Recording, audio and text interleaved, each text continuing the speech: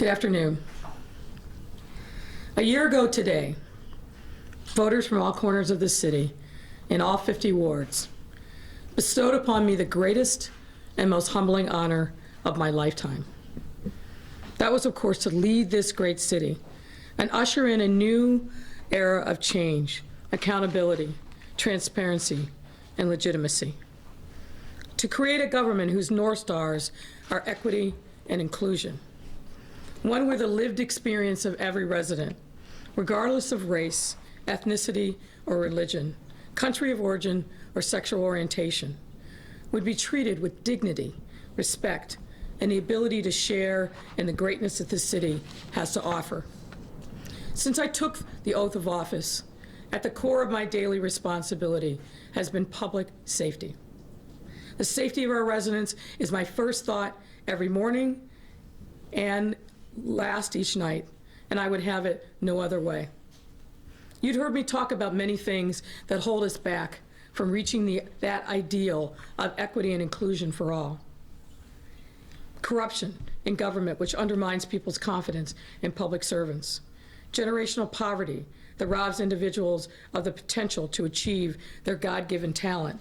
And of course, gun violence.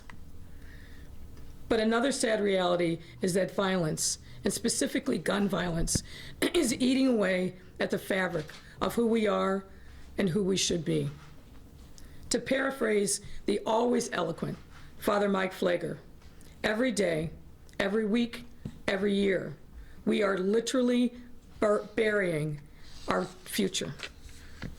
In the last 5 years alone, 2,467 people have been murdered, and 10,597 have been shot in this city, our city, by residents who live in our midst. That is an outrage that I am determined to fix. Making Chicago the safest big city in the country is not some nicety. It is an imperative. And while the epidemic of gun violence cannot be solved by law enforcement alone, law enforcement must be an essential part of the comprehensive strategy. To win the peace, our police department must be best in class, and there's no reason that it cannot attain those heights. We have sworn in civilian leaders who embody the kind of selfless sacrifice that are the hallmarks of public service. Men and women who lean into their training and are fearless in the face of danger, who understand that respectful constitutional partnership with the community is their most powerful tool. And men and women who never flinch from the call of duty, as we have seen countless times, even in the face of this terrible pandemic. Those men and women who proudly wear the badge of Chicago Police Department deserve a leader who is worthy of their sacrifice. Since last December, that leader has been Charlie Beck, a cop's cop, a unique and gifted leader who by his mere presence makes us feel safer. Charles Lloyd Beck, you came to us in our time of need, once again answering the call as you had over 40 years in your beloved Los Angeles. I have no adequate words to express my personal gratitude for all you have given our city and our men and women of the Chicago Police Department.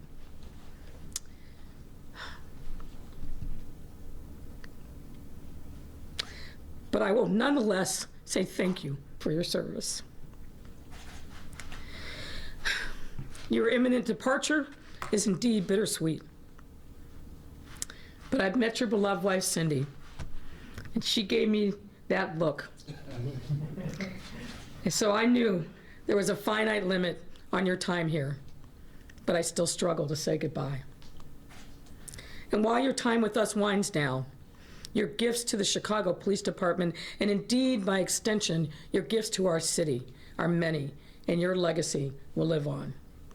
So we return you to a city you love, a family who anxiously awaits you, and the next chapter on your amazing journey. Thank you.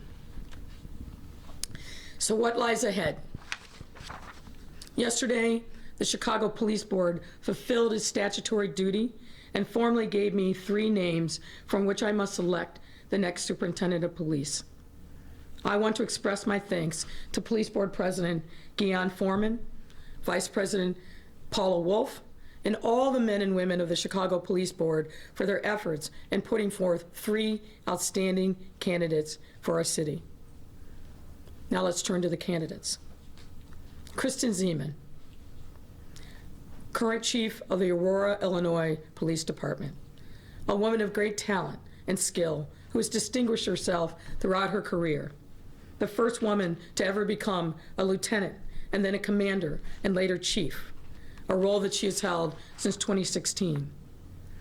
While Aurora is considerably smaller than Chicago, our neighbor to the west faces many of the same challenges. A segregated city, desperately poor neighborhoods gripped by crime arising from drug violence.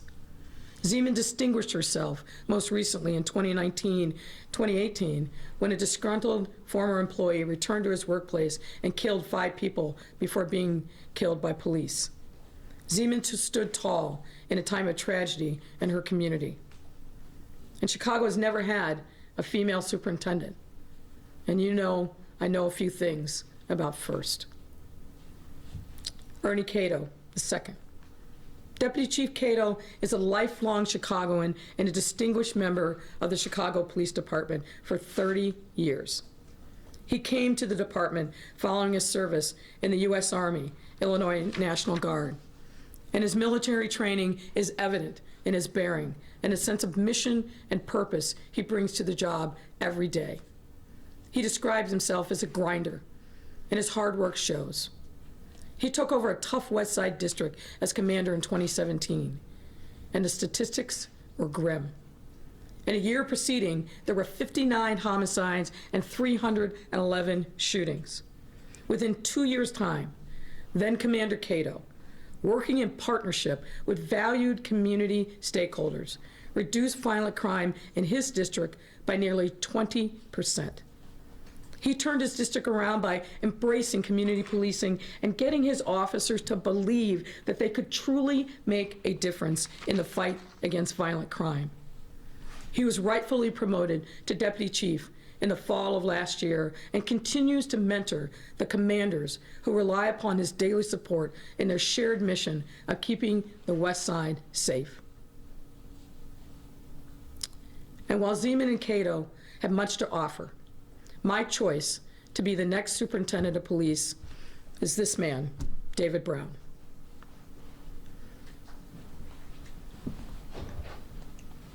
David Brown has nearly 40 years in law enforcement. Over the arc of his career in Dallas, he was a beat cop, a detective, a SWAT team leader, and a supervisor of the 911 dispatch center. David also took a leave from the DPD to serve as an assistant city manager in Dallas. He believes in professional development and building trust and all the other values we seek to elevate, but it's toward the mission of bringing peace in neighborhoods and communities. While leading the DPD as a chief, David led the department through wholesale reform, encompassing increased transparency, accountability, and officer training. During his 6-year tenure as the head of the Dallas Police Force, Chief Brown led his city to become the first in the nation to institute department-wide de-escalation training.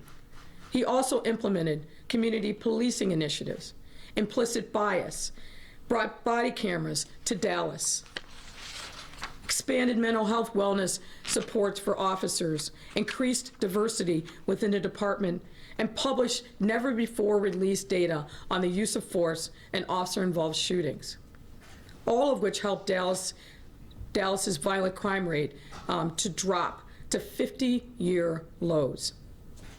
And while these changes were unfolding, Chief Brown was a tireless advocate for the well-being of his officers. Now, in everyone's life, there are seminal and defining moments, and David Brown has had many.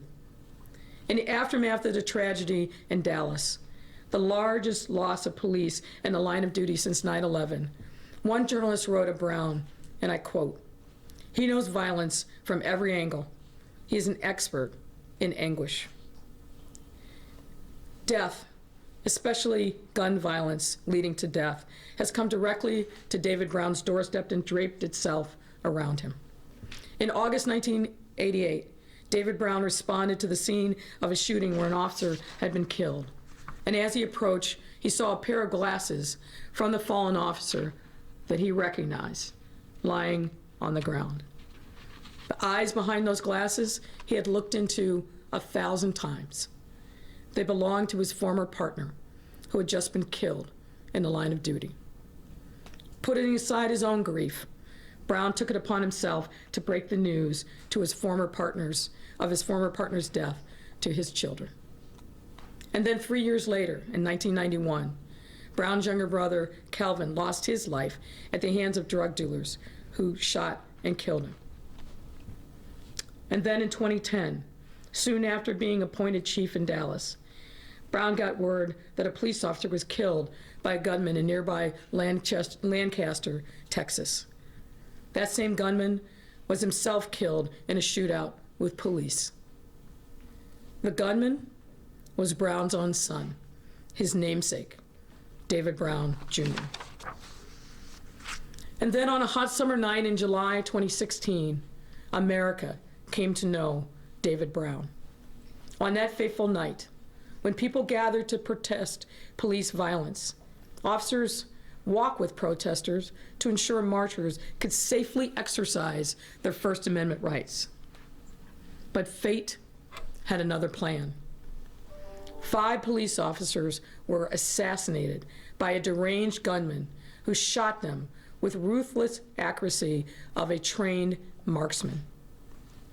Being a police chief in Dallas for 6 years was not easy, not one single day. David Brown inherited a department deeply segregated, where even the bargaining units are formally separated by race. A department desperately needing reforms. He never shied away from making the tough, necessary reforms. He is a leader who commands respect. He leads by example, sets the standards appropriately high. And as he has said to me, he lets people know he cares so that they will know, he lets people know he cares so they will care what he knows. I know well that a person's true character comes through in crisis. Leadership, or the lack thereof, is revealed in bold relief when tragedy strikes, and particularly when lives are on the line. On that fateful night in July 2016, with 5 officers already dead, a gunman with a seeming unending supply of ammunition, who was by then pinned down, still shooting, and becoming increasingly unhinged, David Brown had only a series of impossible choices. He made the choice to take one life to save many others. Ironically, I remember that night well. I was on a work trip, sitting in a hotel room, talking to a different police leader, my former boss, Terry Hillard, when Hillard told me he had to go because something bad was happening in Dallas. I turned on the TV and watched with horror the news coming from Dallas, and I saw for the first time the man who now stands before us. As the news of the tragedy unfolded over the following days and weeks, and David Brown stepped into the national spotlight, I could never have imagined that less than 4 years later, I would be the mayor of this great city, or that I would be presenting David Brown as the next superintendent of our great police department. David Brown, the man I watched from afar, exhibited extraordinary leadership, not only in that moment, but as he helped his department and his city grasp the enormity of the tragedy. He also started the slow, painful process of healing some very deep wounds. In my time with him, I've come to admire his intellect, experience, and determination, to be sure. But I also appreciate his humility. David Brown grew up poor in a segregated neighborhood in Dallas where relations with the police were fraught. He was a great academic achiever, raised by a single mother and his maternal grandparents, and earned his way on scholarship to the University of Texas, Austin. No small feat. But after his third year, he came home that summer and saw his community disintegrating because crack cocaine had landed like a bomb. David felt the need to act, that tug of service that so many of us know well. David left the university, took the police exam, and in 1983 became a Dallas police officer. You know, we often recite the words empathy and compassion when we describe the lives of poor souls struggling to rise above their current, often desperate circumstances. And while I sincerely believe we have to have a compassionate heart and exhibit empathy, particularly in public service, these words can often ring hollow and denote a certain disconnection where one is a mere spectator to somebody else's life. But when you've walked in someone else's shoes and your life's tapestry is marked by triumphs and tragedies, you cannot help but feel a sense of connection to another's lived experience, and the authenticity of that connection will shine through. Growing up in the segregated South, poor and Black, despite the many personal and professional accomplishments which have marked his life's journey, David Brown views himself as part of those communities, deeply embedded in its strengths and weaknesses, its highs and its lows, but never far from its center, its core being. As a law enforcement leader and a man of faith, he knows all too well he will never be successful unless the communities he serves are successful. All of our fates are intertwined. So why David Brown? In this time, in this moment, the Chicago Police Department, indeed our city, needs this humble leader, a man of integrity whose mettle was forged in tragedy, and who strongly believes in the hope and promise that each new day brings. I declare, right here, right now, that I am totally committed to his success, because his success means the department's success, and the department's success means our city, each and every one of our residents, will enjoy the peace and prosperity that comes when streets are safe. That is the very definition of success. I have every confidence that David O'Neill Brown will be the kind of leader who will continue our gains in fighting crime, bridge existing divides between police and community, embrace constitutional policing as a core ethos, and make the Chicago Police Department the finest in the nation. He will need our prayers and our unbridled support, and the embrace of a city that has itself known tragedy. But even now, in this unprecedented time, a city that has shown grace, generosity, and the fundamental goodness that no virus can ever wipe away. We are Chicago, and we deserve the best. And in this time, for this moment, David Brown is the absolute best. Ladies and gentlemen, join me in welcoming our next superintendent, David Brown.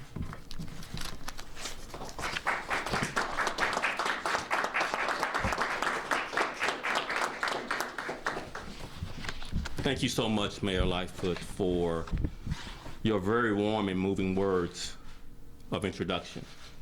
Before I begin my remarks, let me just mention my condolences to the Chicago police officer, Franco, who passed this very morning as a result of the COVID-19 virus.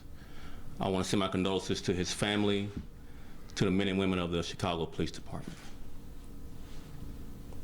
I am deeply honored and humbled to be standing here today. Like Mayor Lightfoot, I also want to give my personal thanks to Superintendent Beck for his leadership. Thank you, Charlie. Thank you. As well as to the Chicago Police Board for the professionalism throughout this process. Thank you again, Foreman, for everything that your board provided.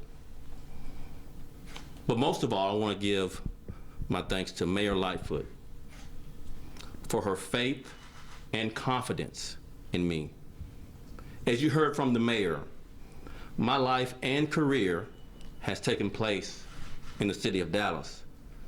but the call to service and to rise is one that is heard across the nation. As any police officer will tell you, it's a call that crosses city lines and transcends state borders. As Mayor Lightfoot mentioned, it's that call that has driven everything that I've done in my career as an officer and public servant. And yes, it's a fire in my bones. All of us are at our best when we serve others. Our entire democracy, particularly our local democracy, was built on that ethos. And I am incredibly proud to be able to serve the great city of Chicago, Chi-Town, that Windy City, and stand shoulder to shoulder with visionary public servants like Mayor Lightfoot and other community and faith leaders as we embark on this journey together of service, of strengthening this already great city by bridging the divides, supporting our officers, and bringing security to our neighborhoods, which is what we all want. Frankly, Chicago is a lot like my hometown of Dallas. Strong, proud, and tough, not to mention the great barbecue. But the biggest connection I've seen in the passion people feel about improving their communities and helping their city succeed like kindred spirits crossing paths toward the apex of excellence. That mission may seem a little distant right now as our entire country is focused on getting through the terrible COVID-19 crisis. But in many ways, that mission is also more important than ever as we see how vital our police officers and other public servants are in our city. As we plan for the many challenges we face moving out of this crisis, we will do the heavy lifting needed to get our communities up and running again. And we will get our communities up and running again. As Mayor Lightfoot mentioned, I have experienced triumph and tragedy. But if I may, I would like to add that many times those two happen at the same moment. As dark as some of those times have been, it is also in those times that I have seen incredible resiliency, faith, and the infinite goodness in people. And I am confident these same characteristics are here in Chicago. To all of our city's officers, I very much look forward to meeting you, listening to you, and serving next to you in the weeks and months ahead. And to all the great residents of this city, I would only say, David Brown, reporting to duty. I'm at your service. And I'm truly honored and humbled for this opportunity to serve with no expectation of anything in return, but for the joy seeing one unsafe neighborhood now come alive and thriving. With that, it is now my distinct pleasure to welcome Superintendent Beck to the podium to say a few words. Charlie. Thank you, David.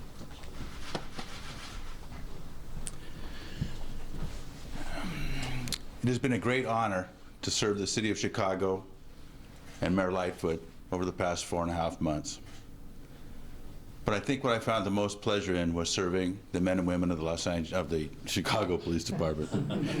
I thought I'd do that one last time for you. One last time.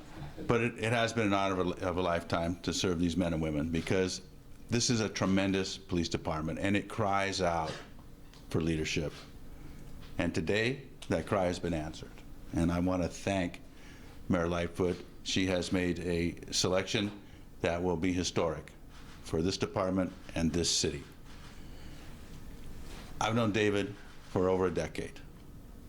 He is exactly as he presents himself. He's a strong man with a good heart who believes in public safety and who believes in community policing. He will make a great leader, and he will make this department and this city much better than it is today. And I want to thank the mayor, although the mayor is the first person to call me Charles Lloyd Beck since my mother passed. Although I find it fitting in a way, because she has been such a strong person in my life over the last 4 or 5 months, and such a great public safety mayor for the city of Chicago. And I think that my good friend David will learn that he has a partner, and that partner will allow him to do great things. So congratulations, David. Thank you, Mayor. Thank you. Now we invite President Guion Foreman of the Police Board to come and make a few remarks. President Foreman. Mayor Lightfoot, Superintendent Beck, Chief Brown, Alderman. The Police Board, we kind of started off with, with a unexpected superintendent search, and here we find ourselves during the pandemic, and it was an interesting search process for us.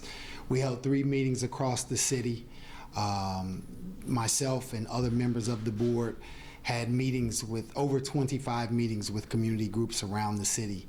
We had intimate conversations with aldermen and faith community, and outreach, and asked, what did people want in a superintendent? What does Chicago need? We asked members of the Chicago Police Department, what is it that we need? We went through a very rigorous process, and I just had a call with the board prior to coming here when the mayor told me that she was going to make the announcement today, and shared with the board what her pick was, and we all said that this is a great pick, that this is one that we as Chicagoans can all be proud of.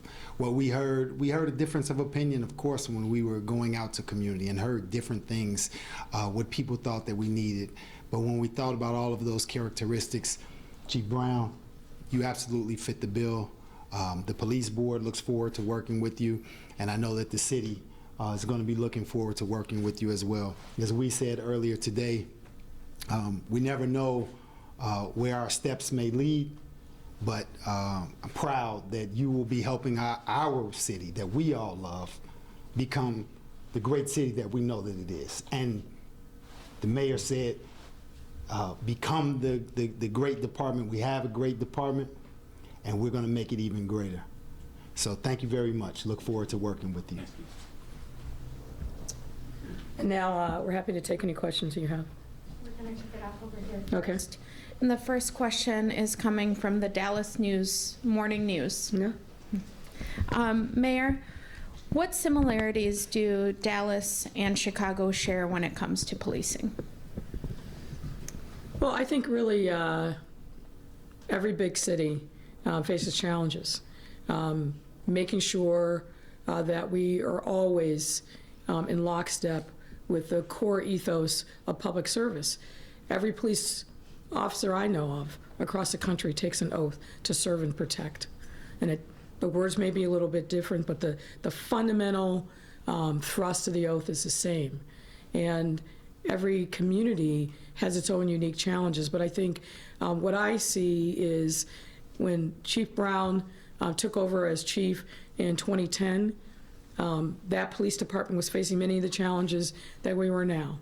And he embraced the change and the reform that was necessary to rebuild the trust with the community and do it in a way that he brought officers along the journey. He never lost sight of the fact that the men and women who serve need to be supported. They need to be loved. They need to be cared for. And that's why, in part, he placed officer wellness at the forefront of many of the things that he did. But, years before we got body cameras in Chicago, he brought body cameras to Dallas. Many of the things of reform that we are working on now, he instituted in Dallas during his tenure from 2010 to 2016. And while our cities are different and probably a little bit of competition for size, I think the unifying theme is that everyone in every walk of life, in every neighborhood, whether in Dallas or in Chicago, wants to be safe. They want their children to grow up free from fear. They want to make sure that public safety isn't a commodity that's only available for the wealthy. And the only way we do that is we break down barriers, we bring the police closer to the community, and we get the community to see that the men and women in uniform are their neighbors, are their brothers, their sisters, but people who desperately want the same things, which is a better life for themselves and their families. We have a couple of questions from Fran Spielman at the Sun-Times for Chief Brown. What in your background do you believe makes you uniquely qualified to rebuild shattered public trust between citizens and the police in the African American community shattered by the police shooting of Laquan McDonald? Very good question. I think what travels well from community to community, regardless of your socioeconomic demographic background, is ethical character, trust. And what I mean by that is ethical character meaning doing what's right when no one's looking, without being ordered by a court. I think those principles mentored me, shaped who I am, and I think it travels from Dallas to Chicago. And I hope to bring that type of standard to the Chicago Police Department and expand on the leadership that we already have here that Charlie has put in the right place. And I look forward to working with each of them in that regard. Second question from Fran. What is your opinion of civilian police review, and how much power should be given to that board to hire and fire the superintendent and establish police policy? I believe and support civilian oversight. I'll leave it to the council for how that plays out in Chicago. Last question from Bill Cameron. What does Chicago need right now in a police chief? Was that for me or? Shared. Well, I've been very upfront about the fact that we needed somebody who was going to build on the strengths of the department, but also be very clear-eyed about the challenges that lay ahead.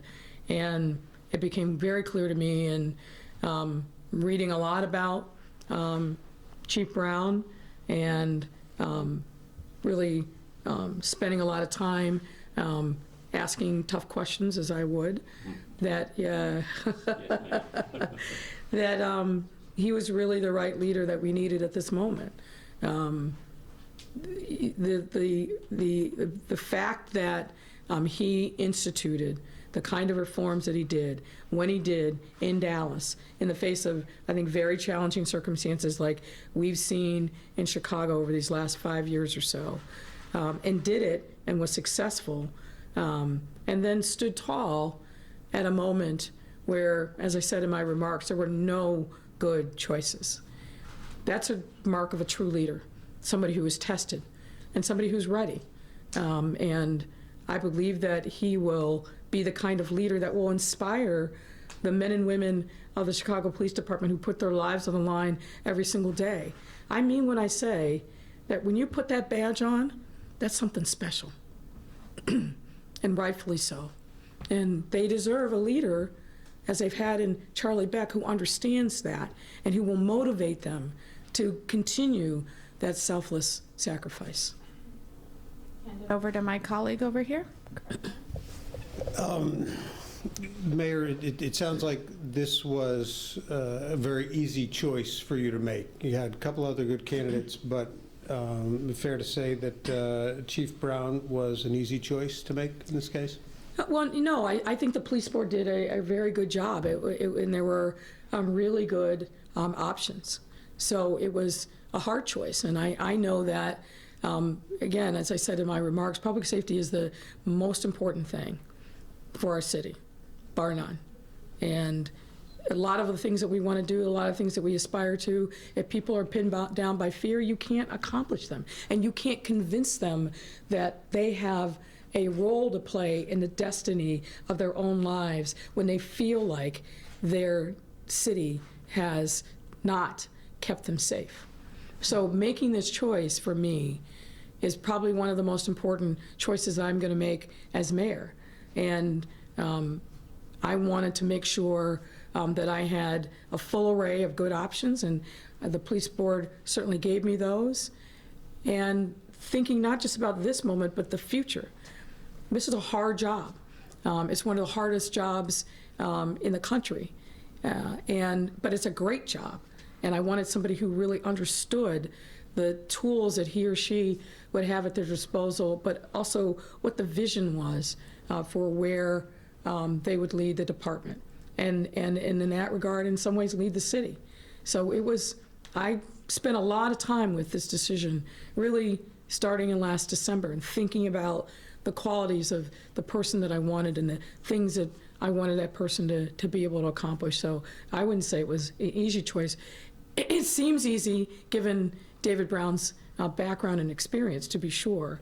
But the moment that we're in, I wanted to make sure I got this right. Was he on your radar all the way back in December?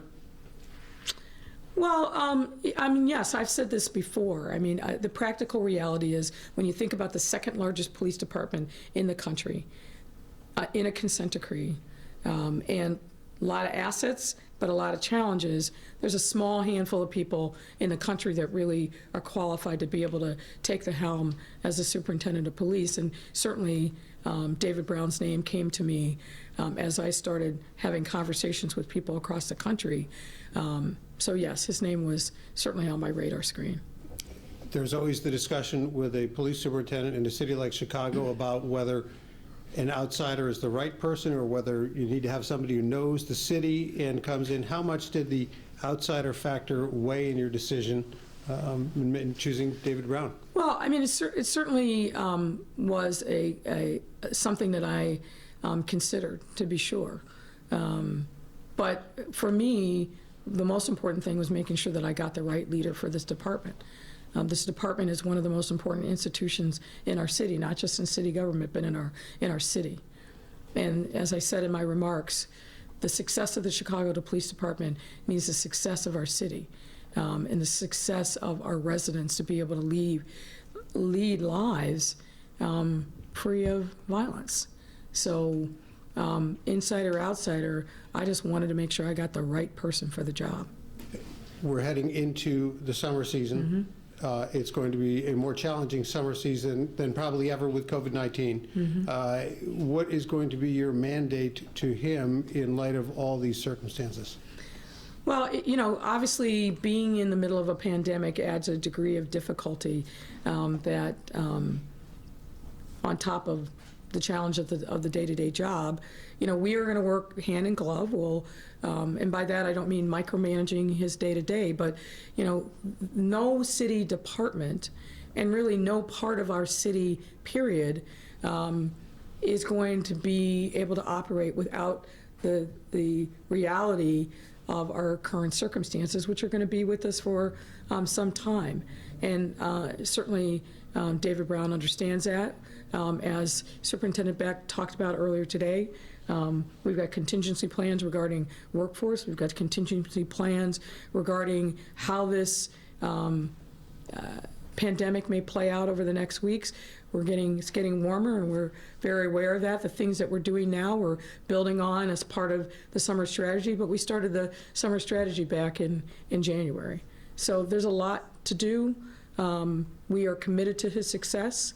I think the entirety of our team, and while Superintendent Beck will be going back to his family and his home in Los Angeles, he's committed to making sure that whatever we need, he'll be there for us.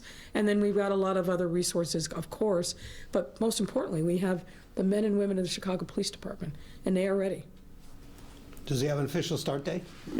Well, a lot of that's going to depend upon what happens with the city council. He'll have to go through the same process that every other superintendent. There'll be a public safety committee meeting in which members of the council and members of the public will be able to take their measure of him, and then hopefully he'll be successful in that process and move on to the full council for a vote. But my hope is that we will get him confirmed in April.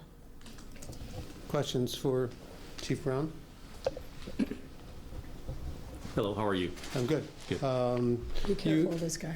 You had a very successful career, but you had a lot going on when you were in Dallas. Why do you want this job in Chicago?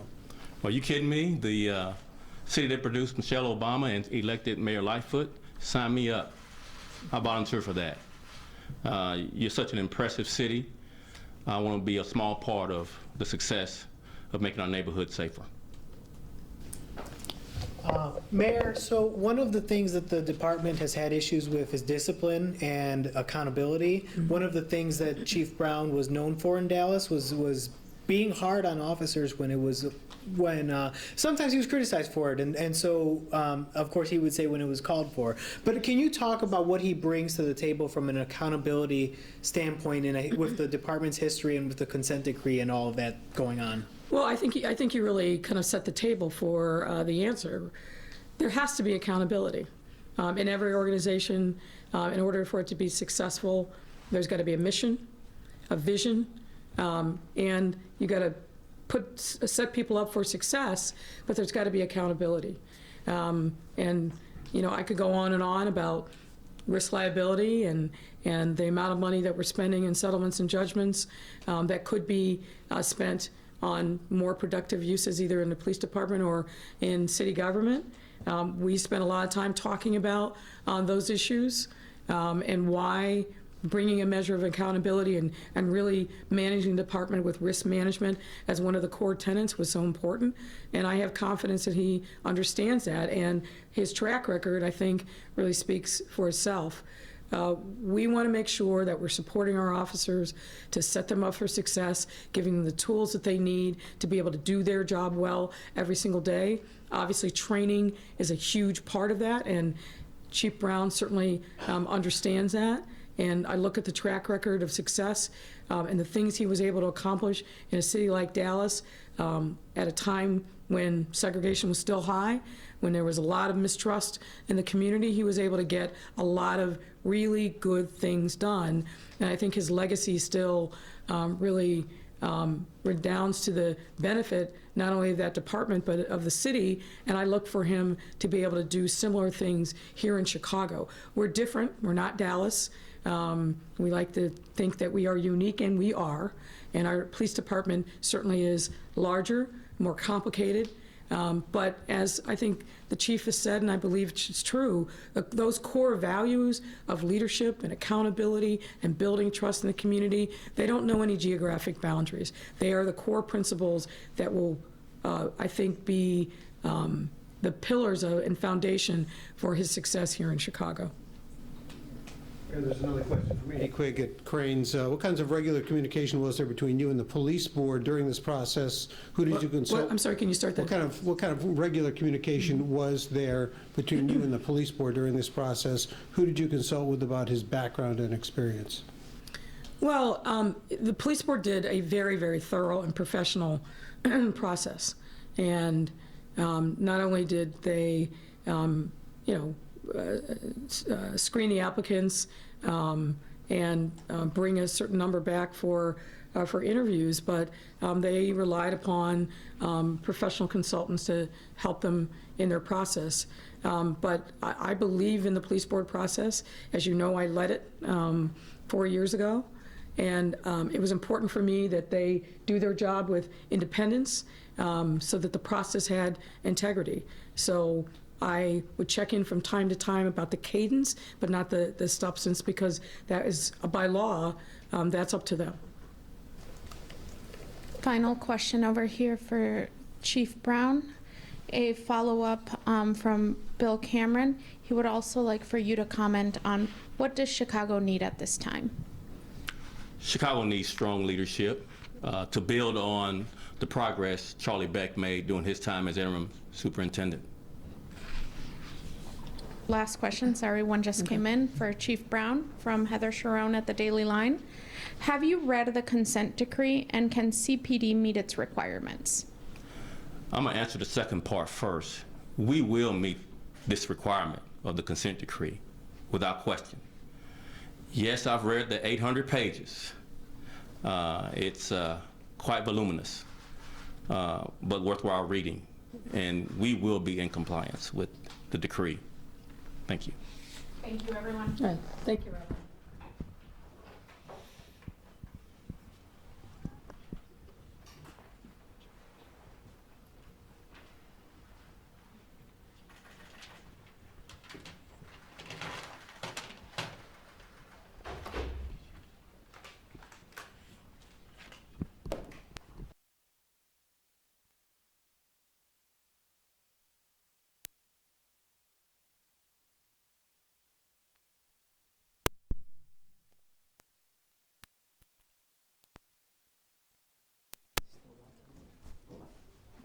got it.